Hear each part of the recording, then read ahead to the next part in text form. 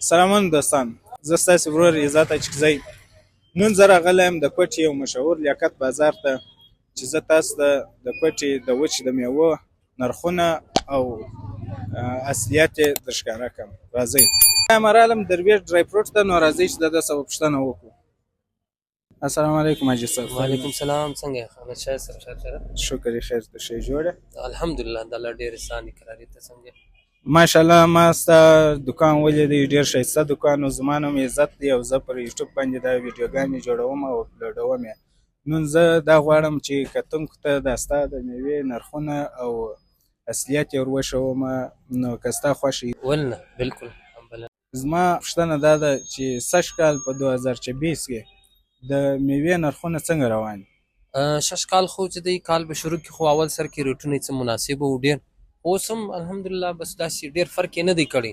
دا د بارډر د بندش د وجې څه خامخا څه مشکلات وو، لیکن اوس بیا هم چې دی میوه راځي شټارټ ده. اول سر کې نرخونه یې څه پورته سو، اوس بیرته چې دی نرخونه بالکل مناسبه دي د ټول شیان. دویمه پوښتنه دغه وله چې زموږ لیدونکو ته دا څنګه وښایي چې د میوې اصلیت څنګه ور وښایي چې دا اصلي ده او دا نه ده؟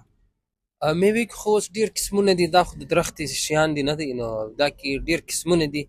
بس ښه قسم خو دغه دی چې څه مناسب ریټ کې سي، او بله چې دی چې دا وګوري چې د دې کوالټي خوند ذایقه چې بوی موی نه لري او بالکل تازه وي، نو هغه چې په لیدلو سره چې دی خپله معلومیږي چې دا میوه چې ده تازه ده که نه.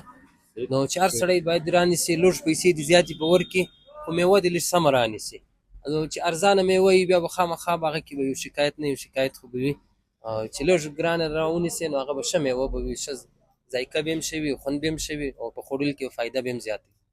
ښه، او د لیاقت بازار د ډرای فروټ د توانو کومه مشهوره میوه ده چې مسافر یې همیشه د ځانه سره وړي؟ میوه کې خو نو اکثر اوقات چې دی هغه کاجو، پسته، بادام، دا یو داسې ضروري شیان دي چې هر کس ته چې دی هغه یې وړي. دا کاجو سو، پسته سو، بادام سو، دا ډېر ضروري شیان دي، دا هر کس چې دی دا وړي. نور نو بیا په دې کې انځر دی، کشمش دی، خرماوي دي، دا ټول د فایده مند شی دی، د قدرتي شیان دي. ټول کې الله پاک چې دی قدرت او طاقت دې شی دی، نو انسان ته د دې د خوړلو سره انسان ته چې دی جسم ته فایده ورکوي. ښه، ډېره مننه حاجي صاحب، ډېر ګټور معلومات یې راکړل. یو جان.